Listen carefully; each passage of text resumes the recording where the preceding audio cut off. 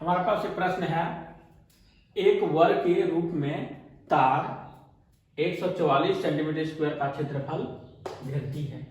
यदि इस तार को एक आयत के रूप में मोड़ा जाए जिसकी लंबाई 16 सेंटीमीटर है, तो वह कितना क्षेत्र घेरेगी? चलिए इसका हल करते हैं।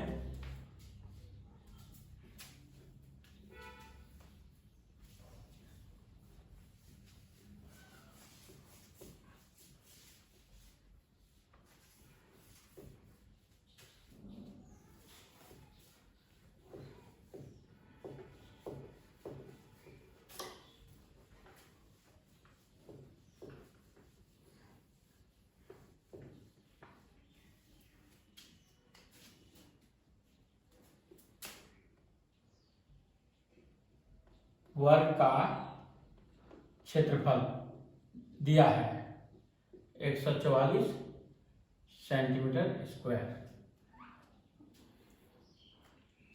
और इस तार को एक वर्ग बनाता है और फिर इसी तार को एक आयत बनाता है।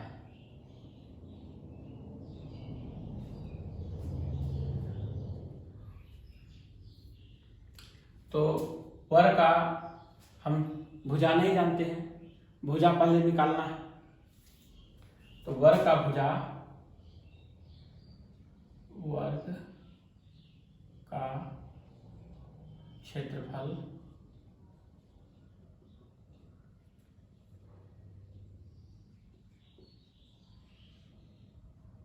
भुजा स्क्वायर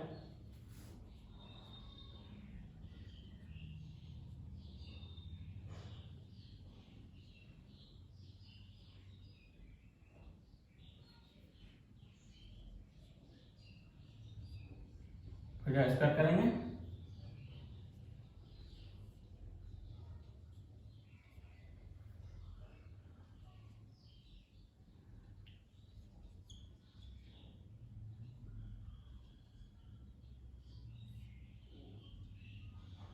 भुजा तो हमारा 12 सेंटीमीटर भुजा। अब इस तार को जितना, ये इसी तार को वर्ग मोड़ा गया है और इसी तार को फिर ये आयत में बदल दिया गया है, यानी ये वर्ग का परिमाप और आयत का परिमाप बराबर होता है। तो अब निकाल लेते हैं वर्ग का परिमाप। वर्ग का परिमाप, वर्ग का परिमाप बराबर 4 गुना भुजा, 12 सेंटीमीटर। तो ये मेरा निकल जाए 48 सेंटीमीटर। ये निकल गया मेरा 48 सेंटीमीटर।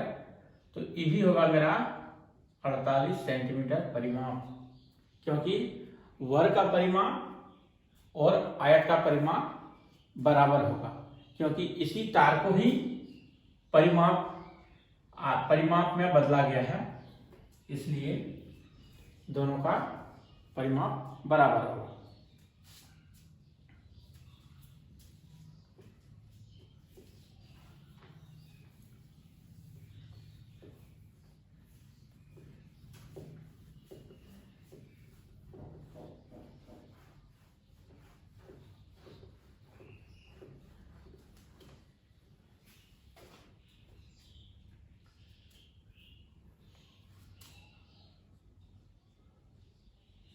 आयत का परिमाप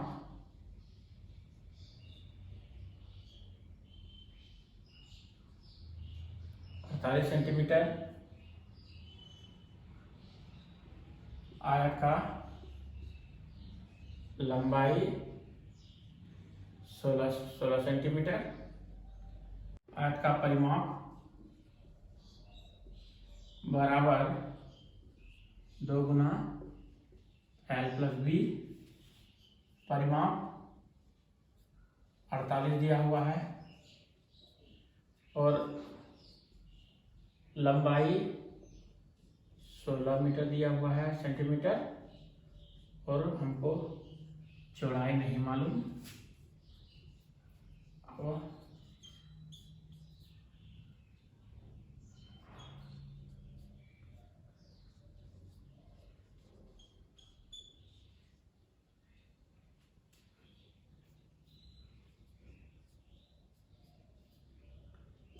24 सेंटीमीटर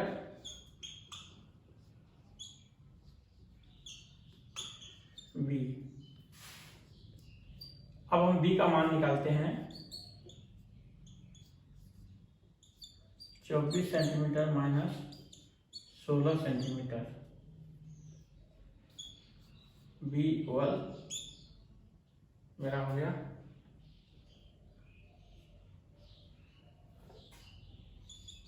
8 सेंटीमीटर। अब हमें आयत का लंबाई मालूम था पहले, अब हमें चौड़ाई भी मालूम हो गया। अब हम इसका क्षेत्रफल निकाल सकते हैं।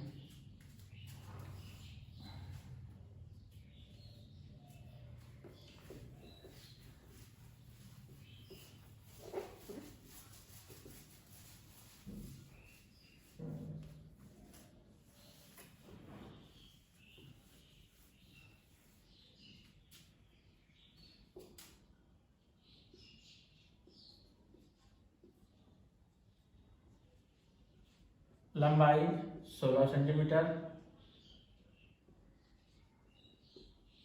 चौड़ाई 8 सेंटीमीटर मालूम है।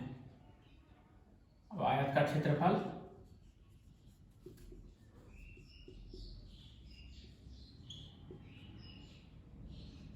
लंबाई गुना चौड़ाई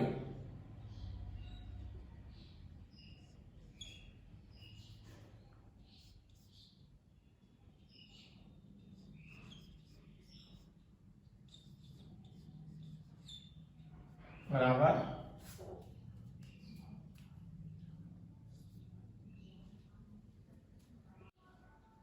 128 सेंटीमीटर स्क्वायर। आंसर